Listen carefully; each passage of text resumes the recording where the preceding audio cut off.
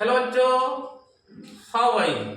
So, my dear students, in our previous video lectures, we have already discussed about electric charge and its properties. Today, we will discuss about Coulomb's law in electrostatics. So, मेरे प्यारे बच्चों, हम लोगों ने अपने पिछले कुछ video lecture में इलेक्ट्रिक चार्ज और उससे जो उसका जो प्रॉपर्टीज जो था उसके विषय में हम लोगों ने स्टडी किया। जैसे इलेक्ट्रिक चार्ज का प्रॉपर्टी था quantization of charge, conservation of charge, additivity of charge, ये सब बहुत सारे प्रॉपर्टीज को हम लोगों ने सीखा। और हम लोगों ने यह भी सीखा कि दो लाइक पॉइंट चार्जेज के बीच रिपल्सन काम करता है और अनलाइक पॉइंट चार्जेज के बीच अट्रैक्शन वर्क करता है। यानी 2 point like charges repel each other but 2 unlike point charges attract each other. ठीक है, तो ये जो फोर्स लगता है, फोर्स ऑफ अट्रैक्शन और फोर्स ऑफ रिपल्सन, उस फोर्स को हम लोग इलेक्ट्रिक फोर्स बोलते हैं। क्या बोलते हैं? इलेक्ट्रिक फोर्स बोलते हैं या इलेक्ट्रोस्टैटिक फोर्स बोलते हैं। क्या बोलते हैं? तो मेरे प्यारे बच्चों, उस फोर्स को हम लोग इलेक्ट्रिक फोर्स बोलते हैं या इलेक्ट्रोस्टैटिक फोर्स बोलते हैं। तो कूलम्ब साहब ने क्या देखा? कूलम्ब साहब ने यह ऑब्जर्व किया कि जब दो पॉइंट चार्ज को एक दूसरे से R1 दूरी पर रखा गया, दो पॉइंट चार्ज है, एक Q1 है और एक Q2 है, जब दोनों को एक दूसरे से R दूरी पर रखा गया तो क्या पाया? तो कूलम्ब साहब ने यह ऑब्जर्व किए कि जब हम इस चार्ज के मैग्नीट्यूड को बढ़ाएं, जब चार्ज के मैग्नीट्यूड को बढ़ाया गया, यानी Q1 को बढ़ाया गया, तो फोर्स का वैल्यू एक निश्चित रेशियो में बढ़ा। Q2 को बढ़ाने के बाद भी फोर्स का वैल्यू एक निश्चित रेशियो में बढ़ा। किंतु जब दोनों के बीच के डिस्टेंस यानी R को जब बढ़ाया गया तो फोर्स का जो वैल्यू है वह घटा एक निश्चित रेशियो में। ठीक है, और इस तरह से उन्होंने एक फॉर्मूला का खोज किया।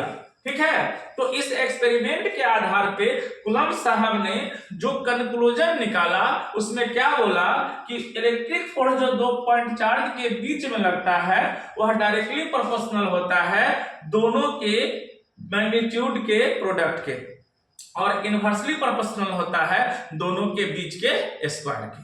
Okay, so my dear student, अब इस नियम को हम लोग लिखेंगे। तो आइए शुरुआत करते हैं। क्या लिखेंगे? लिखेंगे दिस लॉ स्टेट्स दैट। क्या कह रहा है यह नियम? Electric force between 2 point charges, electric force between 2 point charges at rest, मतलब electric force between 2 static point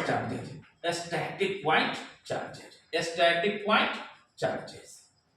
ठीक है, this law states that electric force between 2 static point charges, मतलब दो स्थिर पॉइंट चार्जेज के बीच लगने वाला फोर्स। स्टैटिक का मतलब क्या हो गया? स्थिर मतलब रुका हुआ। So my dear students, this law states that electric force between 2 static point charges is directly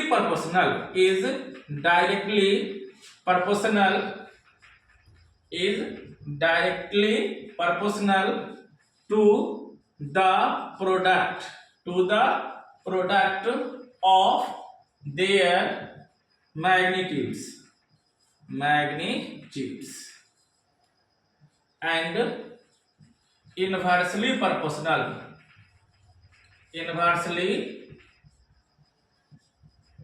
proportional to the square of distance between them, that is A proportional mod Q1 mod Q2 divided by R square. तो मेरे प्यारे बच्चों, एक बात ध्यान देने वाली बात है, यहाँ पे हम लोगों ने mod Q1 क्यों ले लिया? और मॉड Q2 के लिए क्यों ले लिया? क्योंकि जब हम फोर्स के मैग्नीट्यूड के बात करेंगे तो चार्ज नेगेटिव होगा तो भी हम उसको पॉजिटिव ही लेंगे, और पॉजिटिव होगा तो भी उसको हम क्या लेंगे? पॉजिटिव ही लेंगे। क्यों? क्योंकि वेक्टर का मैग्नीट्यूड कभी भी नेगेटिव नहीं होता है। वेक्टर का मैग्नीट्यूड हमेशा क्या होता है? पॉजिटिव होता है। ठीक है, तो मेरे प्यारे बच्चों ए प्रोपोर्शनल क्या लिखेंगे? Q1 Q2 by R square. अब आइए जैसे ही इस प्रोपोर्शनलिटी को हटाएंगे तो हम क्या देंगे? एक कांस्टेंट देंगे। Therefore F will be equal to K Q1 Q2 by R square, है ना। वेयर यहां लिख देंगे कि वेयर R क्या है? तो R is the distance between two point charges Q1 and Q2। ठीक है, तो मेरे प्यारे बच्चों यहां ध्यान देने वाली बात क्या है कि कूलम्ब साहब ने क्या देखा? कूलम्ब साहब ने देखा जब दो इलेक्ट्रिक चार्ज को कुछ दूरी पर रखा गया तो इसके बीच इलेक्ट्रिक फोर्स लगा। वह इलेक्ट्रिक फोर्स किन किन बातों पर डिपेंड किया? तो चार्ज के मैग्नीट्यूड पर और चार्जों के बीच की दूरी पर। यानी यह फोर्स जो है डायरेक्टली प्रोपोर्शनल था क्या? चार्ज के मैग्नीट्यूड के प्रोडक्ट के, और इनवर्सली प्रोपोर्शनल क्या था बेटा? तो इसके बीच के दूरी के स्क्वायर के। तो यहाँ पे जैसा ही हम यह प्रोपोर्शनलिटी को हटाएं तो प्रोपोर्शनलिटी के बदले में क्या दिए? एक कांस्टेंट दिए। क्या दिए? एक कांस्टेंट दिए, है ना। तो अब जो है हम काम को जब आगे बढ़ाते हैं तो हम क्या पाते हैं उसको गौर से देखें। तो कूलम्ब्स लॉ में अभी तक जो हम लोगों ने क्या देखा? तो हम लोगों ने जो देखा वह क्या था मेरे प्यारे बच्चों? एक बराबर क्या था? कि Q1 Q2 by R square, कि Q1 Q2 by R square. अब यहां से अब पूछिएगा कि सर ये K क्या है? K क्या है? तो मेरे प्यारे बच्चों ध्यान देने का, यह K जो है एक कांस्टेंट ऑफ प्रोपोर्शनलिटी है। K क्या है? कांस्टेंट ऑफ प्रोपोर्शनलिटी है। Where K is a constant of proportionality, K is a constant of proportionality, K is a constant of proportionality whose values are different. Whose values are different in different medium.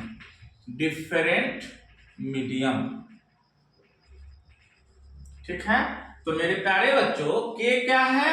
तो K एक constant of proportionality है जिसका अलग अलग माध्यमों में मान जो होता है मेरे प्यारे बच्चों वह अलग अलग होता है। ठीक, सबसे पहले दो इलेक्ट्रिक चार्ज को एयर में रखा गया। कहां रखा गया?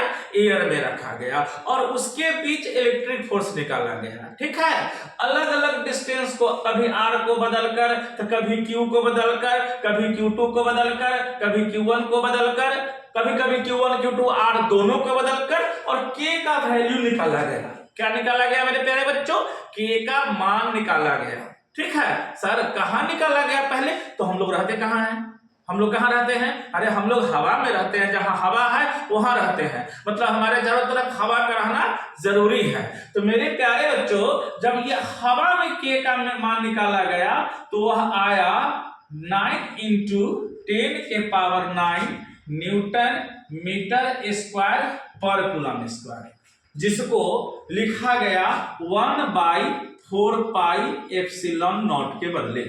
मतलब K को K ना लिखकर एयर के लिए क्या लिख दिया गया?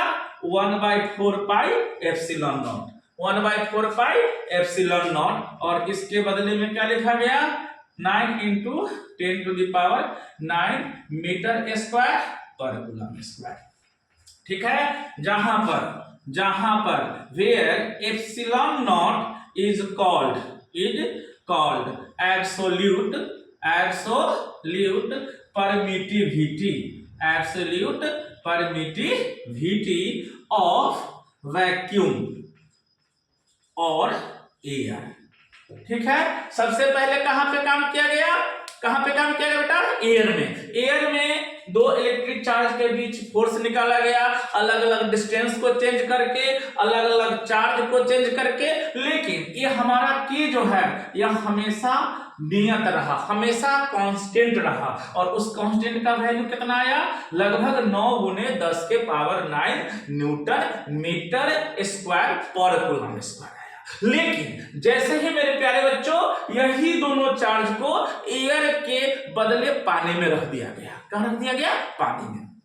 देखो ध्यान से, पहले एयर में रखा, मान लो कि एयर में आ गया कितना न्यूटन फोर्स, मान लो कि एयर में उस समय आया मान लो कि 8000 न्यूटन, 8000 न्यूटन फोर्स आया। लेकिन जैसा ही जब पानी में रखा तो यह फोर्स घट गया। कितना टाइम से घट गया, तो देखा कि यह फोर्स जो है घट गया, और जब घटने का वजह ढूंढा तो यह पाया कि घटने का वजह क्या है, तो घटने का वजह ये हमारा एप्सिलॉन नॉट है ना, यानी मीडियम का क्या हो गया, एब्सोल्यूट परमिटिविटी, जिसका चर्चा हम करेंगे बाद में। मतलब अगर हवा में आया 8000 न्यूटन फोर्स तो पानी में कितना आया, तो 80 से उससे डिवाइड कर दीजिए, लगभग 8000 में 80 से जब हम डिवाइड करेंगे तो 1 0 से 0 800 में 8 से 100 में, यानी 100 न्यूटन का फोर्स आ गया। देखो ये दो चार्ज को पहले कहां रखा, हवा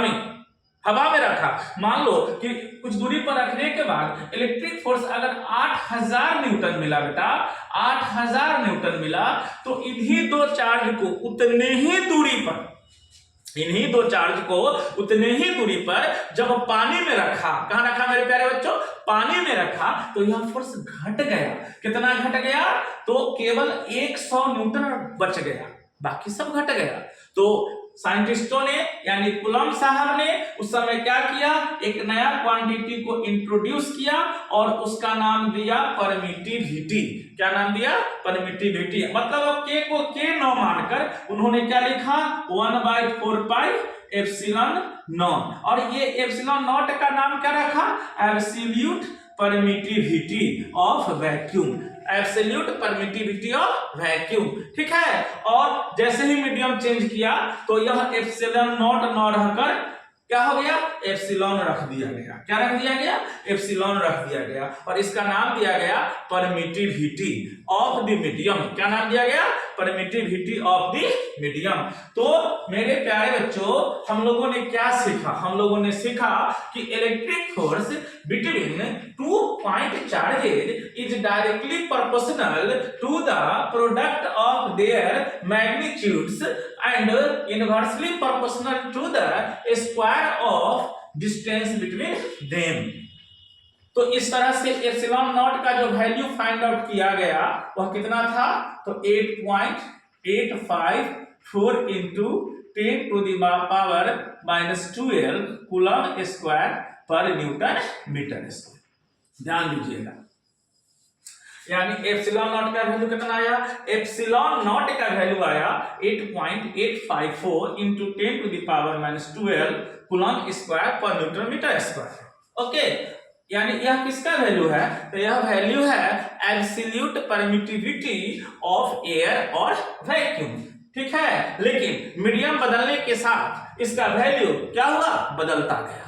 तो मेरे प्यारे बच्चों हर अलग अलग मीडियम के लिए उसका एब्सोल्यूट परमिटिविटी जो है वह अलग अलग था। मतलब परमिटिविटी को क्यों डिफाइन करना पड़ा, इसका मुख्य वजह यह था कि जैसे ही चार्ज का माध्यम बदला गया, मतलब पहले आप किसी माध्यम में दोनों चार्ज को रख दो, फिर दोनों के बीच फोर्स निकालो, फिर मीडियम बदलो, फिर फोर्स निकालो, दोनों अवस्था में फोर्स का वैल्यू सेम नहीं आएगा। डिस्टेंस सेम है, चार्ज भी वही है, फिर भी फोर्स का वैल्यू बदल गया। वह किस वजह से बदला, तो वह वजह मेरा क्या है बेटा, तो वह वजह है परमिटिविटी। वह वजह क्या है, परमिटिविटी। और हवा का जो परमिटिविटी होता है वह कितना होता है, देखो परमिटिविटी को हम एब्सोल्यूट परमिटिविटी भी बोल सकते हैं या सीधे परमिटिविटी भी कह सकते हैं। तो परमिटिविटी का वैल्यू होता है 8.854 इंटू 10⁻⁻² कूलम स्क्वायर पर न्यूटन मीटर स्क्वायर। किसके लिए, एयर के लिए। किसके लिए बेटा, एयर के लिए। हाँ, माध्यम बदलेंगे फिर परमिटिविटी बदल जाएगा।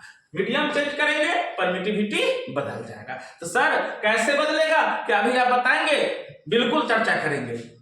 पहले इसको हम कूलम्ब्स लॉ को पूरा कर लेते हैं उसके बाद। तो आइए मेरे प्यारे बच्चों, हम क्या देखें, हम देखें कि if 2 point charges are separated by a distance of r।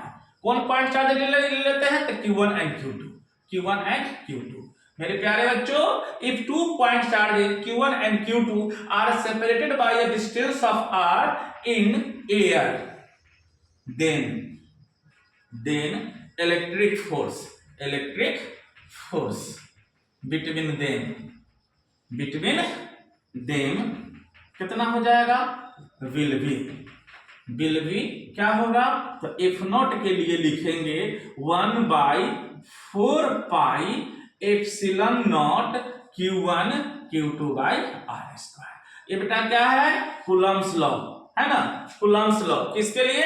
Air के लिए, ठीक है। अब मेरे प्यारे बच्चों, अब यही दोनों चार्ज को हम एयर में न रहकर किसी मीडियम में रखें। किस में रखें? मीडियम में रखें। क्या लिखेंगे? तो लिखेंगे कि अगर if the 2 point charges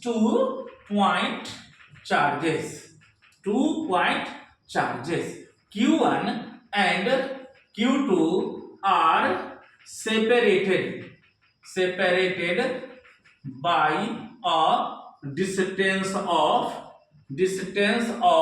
r in a medium of permittivity epsilon, then the electric force between them